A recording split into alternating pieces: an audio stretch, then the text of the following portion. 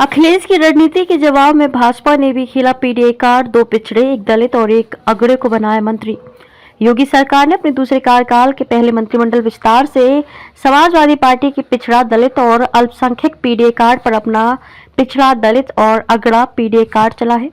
Party ने न सिर्फ चुनाव से पहले सहयोगी दलों को संतुष्ट करने के लिए मंत्री पद का तोहफा दिया, बल्कि लोकसभा चुनाव से पहले क्षेत्रीय व जाति समीकरण को भी साधने की कोशिश की। सपा ने बीते कई महीनों से पीडीए को चुनावी नारा बना रखा है। इसके जरिए सपा पिछड़े, दलित और अल्पसंख्यक वोट बैंक में जनाधार बढ़ाने का प्रयास कर रही है। भाजपा ने मंत्रिमंडल विस्तार में अति पिछड़ी जाति के ओम प्रकाश राजभर और दारा सिंह चौहान को मंत्री बनाया है। दलित वर्ग से अनिल कुमार और अगड़े वर्ग में ब्राह्मण समाज से सुनील शर्मा को मंत्री बनाया है।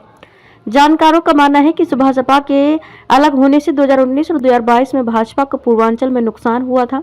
सुबह सपा के साथ आने से अब लोकसभा चुनाव 2024 और उसके बाद 2027 तक राजभर वोट बैंक साधने में मदद मिलेगी।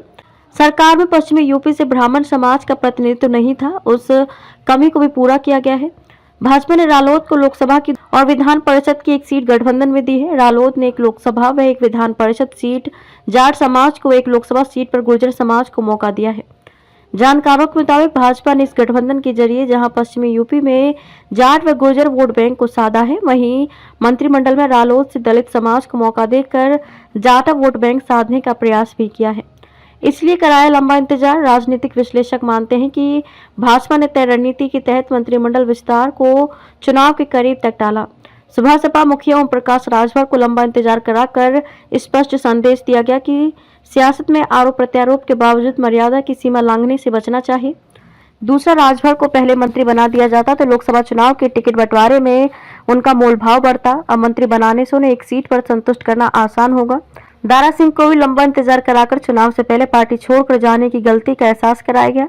चुनाव नजदीक आते ही नोनिया चौहान मतों को साधने के लिए उन्हें मंत्री पद दे दिया गया। मंत्रिमंडल में अब भी 4 पद खाली। योगी मंत्रिमंडल में 4 नए मंत्री शामिल होने के बाद भी 4 पद खाली रह जाएंगे। विधानसभा में विधायकों की कुल संख्या के 15% मंत्री बनाए जा सकते हैं। प्रदेश में विधानसभा में सदस्य संख्या 403 है। ऐसे में 60 मंत्री बनाए जा सकते हैं। योगी सरकार 2.0 के शपथ ग्रहण के समय 25 मार्च 2022 को मुख्यमंत्री योगी आदित्यनाथ, डिप्टी सीएम केशव प्रसाद मौर्य और ब्रजेश पाठक सहित 53 मंत्रियों ने शपथ ली थी।